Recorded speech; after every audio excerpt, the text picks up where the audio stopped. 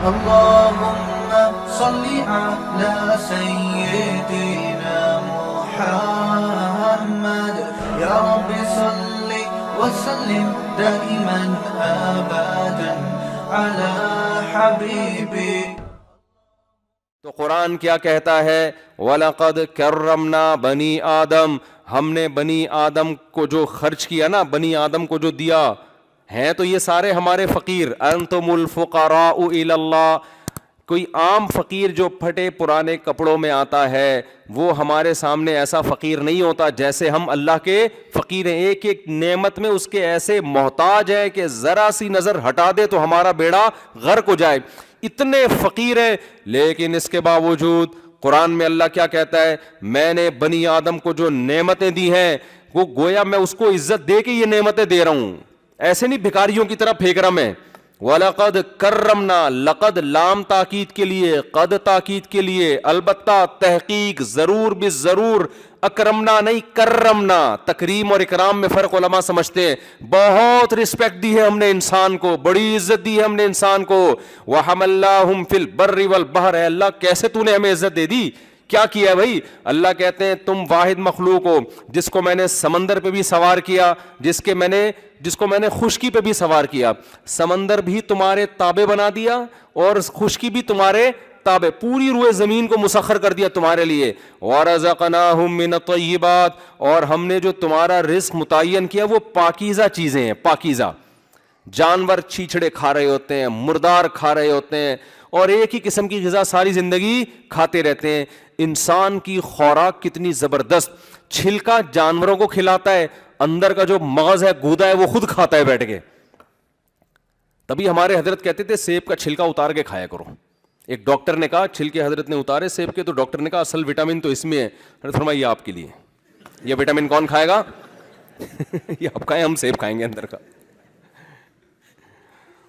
تو بادام کا اوپر کا چھلکا ہم نکال کے بکریوں کو کھلا دیں گے اور اندر کا مغز ہم کھائیں گے. کیلے کا چھلکا کون کھائے گا؟ بکری، جس میں ذائقہ نہیں ہے. اندر کا مغز کون کھائے گا؟ ہم کھائیں گے. کینو کے چھلکا اتار کے ہم بکریوں کو کھلائیں گے اور اندر کا جو رس بھرا جو اس کا ایک ذائقے والا عنصر ہے وہ کون کھائے گا؟ وہ ہم کھائیں گے. تو اللہ کہتے ہیں میں نے اس کو بڑی عزت دی، طیبات پاکیزہ چیزیں. پھر ویرائٹیز کتنی دی ہیں، من الطیبات کا مطلب بہت ساری قسموں کی روزی دی ہم نے اس کو. شیر ساری زندگی گوشت ہی کھاتا رہتا ہے، وہ کچا گوشت. بکریاں ساری زندگی گھاس اور کچھ پتے وتے کھلا دیں بس. انسان گوشت بھی کھاتا ہے اور سبزیاں بھی کھاتا ہے. کیا خیال ہے بھائی؟ ایسا ہی ہے نا، دونوں اس کے جزو بدن بنتی ہیں. اور پھر سبزیوں کی کتنی قسمیں، لوبیا، دالیں، پالک اور میتھی. اور وہ تو آپ کسی بیرے کے پاس جائیں نا، کیا ہے ہوٹل میں جائیں نا تو کیسی گردان پڑنا شروع کرتا ہے نا، کیسی گردان پڑنا، یہ بھی ہے یہ بھی ہے یہ بھی ہے یہ بھی ہے یہ بھی ہے یہ بھی ہے. یہ آدمی کہتا ہے یار کنفیوز ہو گیا، دوبارہ سے بتا بھائی کیا ہے. تو بیچ میں سے کسی چیز کو پکڑنے کی کوشش کرتا ہے، یار یہاں کے یہ لے آ جا کے. مینیو میں دیکھیں نا کتنی چیزیں لکھی ہوئی ہوتی ہیں. چائنیز کھانے الگ ہیں، جیپنیز الگ ہیں، امریکن الگ ہیں، انڈین الگ ہیں، ترکی الگ ہیں، ہر ایک کا اپنا ٹیسٹ. پھر گوشت کی کتنی قسمیں، پھر ان قسموں کو انسان پکاتا، کباب الگ، کوفتے کا ذائقہ الگ، چبلی کباب الگ، کباب کی 20 قسمیں. شیر بیچارہ وہ 1000 سال پہلے سے جو کھا رہا تھا وہی آج بھی وہی کھا رہا ہے. پھر 20 قسم میں پھر وہ سیلڈ اور رائتا بنا کے اور مختلف قسم کے رائتے، پھر میٹھے کی 20 قسمیں، لڈو الگ، لڈوؤں کی پتہ نہیں کتنی قسمیں ہیں.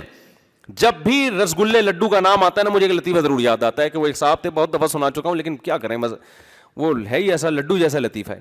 ایک آدمی کسی کے گھر گیا مہمان بن کے، تو میزبان نے کہا کہ رسگلے رکھ دیے، اس نے کھا لیے. تو میزبان نے کہا اور کھائیے نا. تو مہمان کہتے نہیں میں پہلے ہی 2 کھا چکا ہوں. کہتے خیر کھائے تو آپ نے 6 ہیں لیکن یہ تو بات نہ کریں نا آپ. کھائے تو آپ نے کتنے ہیں؟ 2 تو نہیں کھائے، نہیں تو زیادتی ہو جائے. تو آج کل میزبان لوگ بڑے ہوشیار ہوتے ہیں، وہ گن رہے ہوتے ہیں نوالوں کو. تو ایسے تواضع خامخواہ کی نہ کیا کریں کہ میں پہلی 2 کھا چکا ہوں. تو وَلَقَدْ كَرَّمْنَا بَنِي آدم، قرآن کہتا ہے ہم نے بنی آدم کو بڑی عزت دی ہے. وَحَمَلْنَاهُمْ فِي الْبَرِّ وَالْبَحْرِ، خشکی بھی اس کے تابع کر دی اور سمندروں کو بھی اس کے تابع بنا دیا.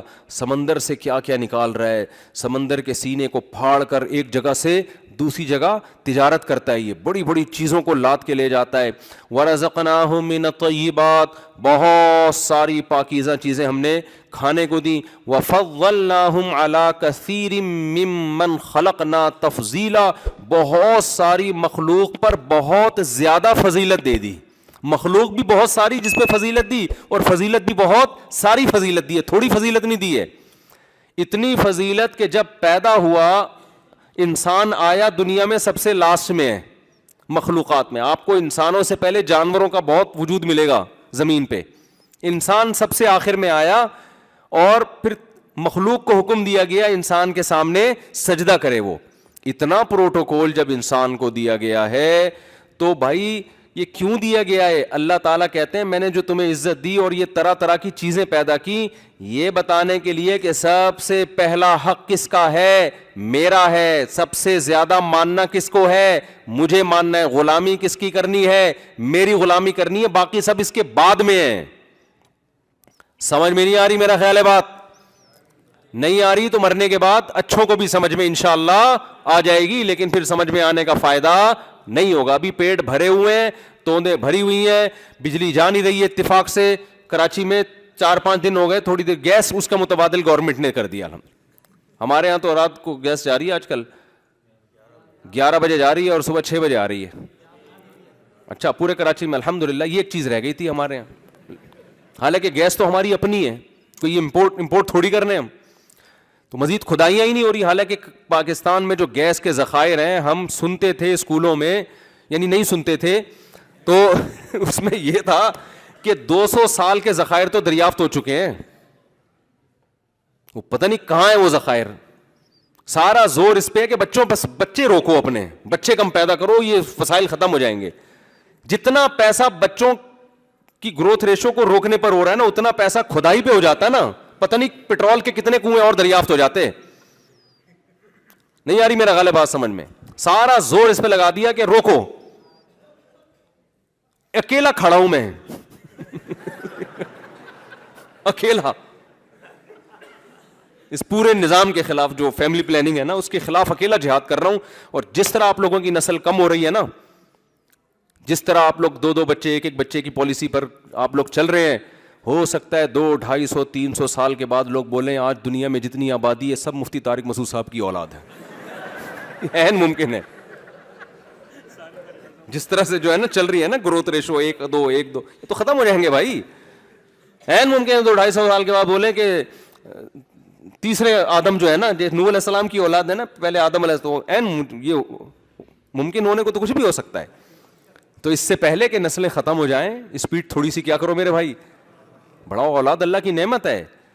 رزق یہ جو اللہ دے رہا ہے نا, خربوزے سے خربوزے پیدا کر رہا ہے, اس کو یہ نہیں پتا کہ کتنے انسانوں نے دنیا میں آنا ہے. یہ دیکھو, انسان ان چیزوں کی نسل کو کنٹرول کر سکتا ہے جو انسان کے تابع ہیں. پوری کائنات اس میں تصرف کر سکتا ہے. خود اپنے اوپر انسان کو حق نہیں ہے کہ آپ نے کتنے پیدا کرنے اور کتنے روکنے ہیں. یہ کس کا کام ہے؟ یہ انسان سے اوپر کی ذات کرے گی, وہ اللہ کے علاوہ کوئی نہیں ہے.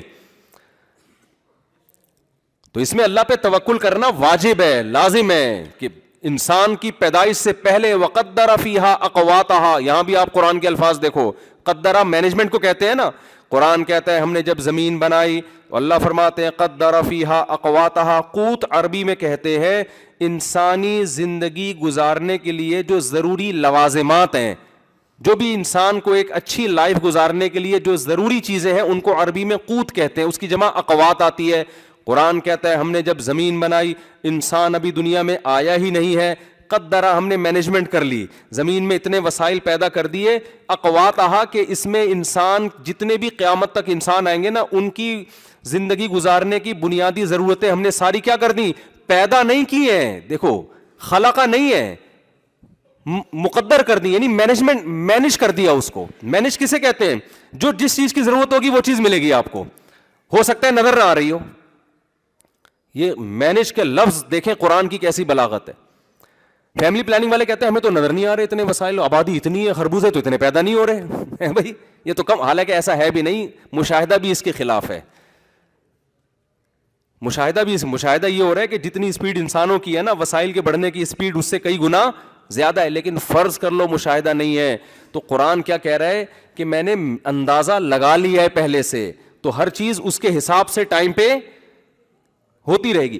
اب جو پیٹرول کے کنویں دریافت ہوئے ہیں یہ 500 سال پہلے تھوڑی تھے. 500 سال پہلے کوئی سائنسدان کہتا کہ یار جب دنیا کی آبادی 6 ارب ہو جائے گی، گدھے گھوڑوں پہ جب یہ سفر کریں گے تو گھوڑوں پہ وہاں سے جب گندم آئے گی تو یہاں تو لوگ اتنے وقت تک یا تو گھوڑا گھس کے ختم ہو جائے گا یا گدھا گھس کے ختم ہو جائے گا جب امریکہ سے گندم لے کے چلے گا، اور چائنا سے جب لیپ ٹاپ آئیں گے، کشتیوں پہ آئیں گے، تو یہ تو جب وہ چپو چلائیں گے نا اس وقت تو یہی ہوتا ہوگا نا، تو یہ تو لوگ ہی ختم ہو جائیں گے. تو بھائی اللہ کہہ رہے میں نے مینیج کر لیا ہے، بچے پیدا ہونے دو، آبادی بڑھنے دو، گیس کے ذخائر دریافت خود بخود ہوں گے، ٹائم پہ ہوں گے. ابھی کرنے کا فائدہ نہیں ہے، ابھی گدھے گھوڑوں پہ ہی جاؤ تم، ابھی ضرورت نہیں. ابھی گدھے گھوڑوں سے زندگی تمہاری آسانی سے گزر جائے گی. جیسے جیسے ٹائم آئے گا پھر ہوائی جہاز بھی بنیں گے، سمندری جہاز کا حجم بڑا ہوگا، پھر ٹیکنالوجی ترقی کرے گی، پھر ہواؤں میں جو ریڈیائی لہریں گھوم رہی ہیں ان کو انسان لگام دے گا، اور پھر ایسا مضبوط کنیکشن کا انتظام ہو جائے گا کہ آبادی بڑھنے سے انسان کی لائف کا جو اسٹینڈرڈ ہے کمتر ہونے کے بجائے پہلے سے کئی گنا زیادہ بہتر ہو جائے گا. سمجھتے ہو گے نہیں سمجھتے؟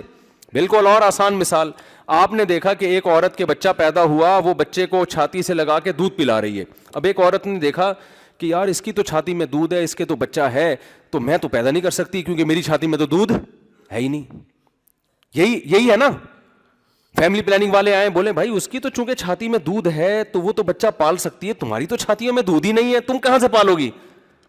لہذا جو زمینی حقائق ہیں، گراؤنڈ ریئلٹی ہے، وہ یہ کہتی ہے کہ تمہیں بچہ پیدا نہیں کرنا چاہیے.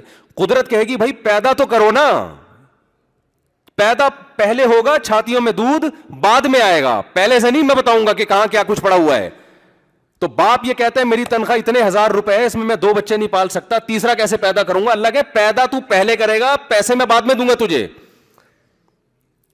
نہیں آ رہی سمجھ میں؟ تو جس اسپیڈ سے چل رہے ہو چلتے رہو. ہماری اسپیڈ اللہ کا شکر ہے، کوشش ہے، باقی جان ڈالنے والا اللہ ہے.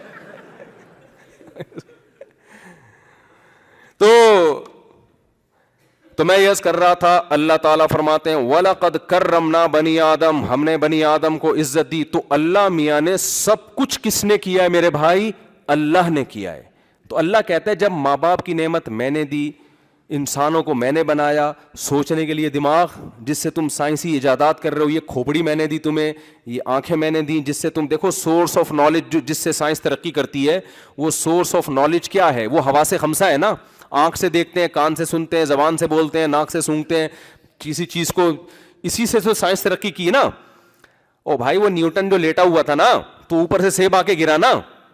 اگر خدا نخواستہ نیوٹن اندھا بہرا ہوتا تو گریوٹی دریافت کرتا؟ وہ اس کو سیب کا پتہ ہی نہیں چلتا کہ یہ سیب ہے کہ کیا ہے، یہ گرا بھی ہے کہ نہیں گرا. تو حواس خمسہ جو قدرت نے اس کو دیے تھے، تو سیب جب اس کے اوپر آ کے گرا ہے تو چونکہ وہ نیوٹن تھا، اس نے اسکول میں پڑھا ہوا تھا. اگر وہ ہمارے گورنمنٹ کے کسی اسکول میں ہوتا تو وہ کہتا کہ میں اتنا نالائق، میں نے نہیں پڑھا پھر بھی قدرت مجھے سیب کھلا رہی ہے، تو یہ اس کی ہم نتیجہ خاص کرتے نا کہ اس کا مطلب یہ ہے کہ ترقی کے لیے پڑھنے کی بالکل بھی ضرورت نہیں ہے، بغیر ترقی کے بھی انسان کو سیب ملتے ہیں. تو وہ چونکہ پڑھا ہوا تھا تو اس نے سوچا کہ یار یہ اوپر سے نیچے کیوں آیا، نیچے سے اوپر کیوں نہیں گیا، یہ سائڈوں پہ کیوں نہیں گیا. تو گریوٹی کا اس نے وہ لا دریافت کیا کہ بھائی جو بھی چیز میں بھی کثافت ہوتی ہے، جو وہ تو سائنسدان ہی بتائیں گے آپ کو، پوری ورڈنگ تو میں نے پڑھی نہیں ہے تو جتنی پڑھی تھی اتنی یاد ہے. تو وہ جتنا اس کا حجم ہوگا اسی حساب سے اس میں کشش زیادہ ہوگی. تبھی کہتے ہیں چاند پہ جا کے آپ کا وزن 10 گنا کم ہو جاتا ہے کیونکہ وہ چھوٹا ہے نا چاند. تو اب کیا ہے کہ یہ جو ساری کھوپڑی اس نے استعمال کی ہے، یہ کھوپڑی دی کس نے؟ آنکھیں دی کس نے؟ کان کس نے دیے؟ بولو نا، اللہ نے.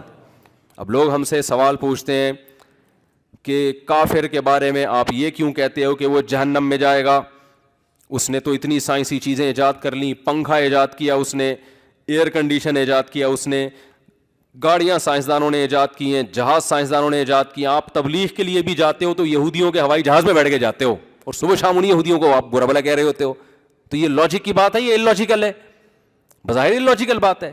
تو ہم اس کو جواب میں کہتے ہیں بھائی بات یہ ہے کہ ہمیں سائنسدانوں سے بڑی محبت ہے کیونکہ انہوں نے ہمارے لیے اتنی ساری چیزوں کو ایجاد کیا. تو سوال پیدا ہوتا ہے کہ سائنسدانوں کو اس سے محبت کیوں نہیں ہے جس نے ان کو ایجاد کیا؟ نہیں آ رہی بات سمجھ میں؟